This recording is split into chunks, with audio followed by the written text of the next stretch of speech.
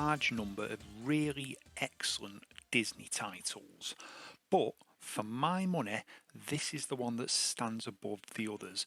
And yes, I know that may be somewhat controversial because there are people out there who love Quackshot, there are people out there who absolutely adore Aladdin, but this for me is the peak Disney game on the system. Mickey and Donald in World of Illusion. Now, this game holds a very special place for me because it was the first Mega Drive game that I had, and as such, yeah, there's a little bit of rose tintiness going on here, but bear with me, I do genuinely believe that this is truly a brilliant game. You see, I've never been brilliant at platform games. I have a condition known as dyspraxia.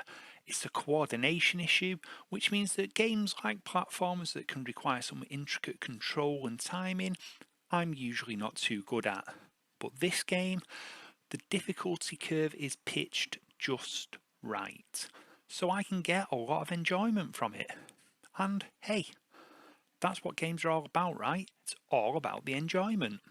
Well, let's take a look at World of Illusion here. I mean, this is a stunning looking game as well. You know, the sprite work is beautiful, there's some stunning animation in there. The background and foreground art is outstanding. It's got a very sort of painterly comic style. And yeah, everything about it just looks great. It's a wonderful example of 16-bit pixel art using the Mega Drive's quite limited 61 on-screen colours. Now, obviously, games like this were 10 a penny at the time. You know, platform games with cutesy characters were everywhere. But the Disney license did help this to stand out. And of course, when you're playing the game, you can actually choose whether you want to be Mickey Mouse or Donald Duck, which is cool. It does slightly change how the game plays, but not a huge amount. Now, another great feature of Mickey and Donald in World of Illusion is it's a cooperative two-player platform experience.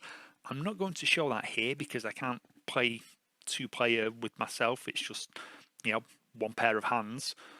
But it makes for some fun. I distinctly remember on the Christmas morning that me and my brother got our Mega Drive and we hastily slid the World of Illusion cartridge into it. We actually sat down and played the game together for quite some time without arguing, which when you've got a teenager and a young chap who's just about to enter his teens, that's, you know, pretty impressive, especially given that we would usually end up arguing within about an hour of all the presents being opened. But I really love this game.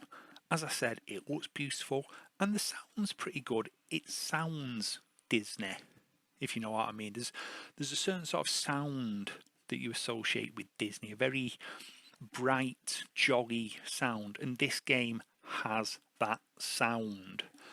Now, as I said, the difficulty curve is for me perfectly pitched because it allows gamers such as myself with my dyspraxia or younger gamers who may not be as skilled to progress through the game and see what the game has to offer. Now, I know there's a lot of people out there who love Aladdin and think it's the best. Yeah, Aladdin's a great looking game, it's a great sounding game, but it does have a few flaws with its gameplay, and frankly, you can tell it was put together quite quickly when you really start to dig into it, or at least that's how I see it.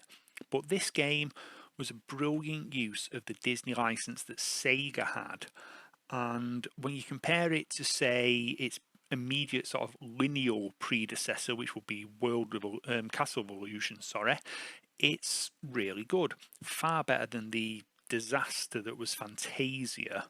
Now, it's a fairly easy game to get hold of, and I do recommend that you try it because, frankly, what's not to love about it?